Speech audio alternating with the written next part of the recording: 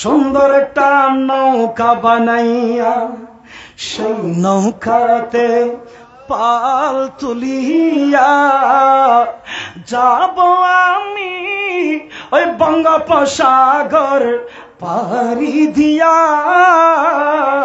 আর যেতাই আমার গৌসে মুখতার আসেন শুয়া, যেতাই আমার মালিক শাহ বাবা আসেন শুয়া। ওরে বিদেশ থেকে জাহাজ নিয়ে এলো এক জাপানি, সেই জাহাজে উঠে যায় সাগরের পানি, সেই জাহাজে উঠে যায় সাগরের পানি।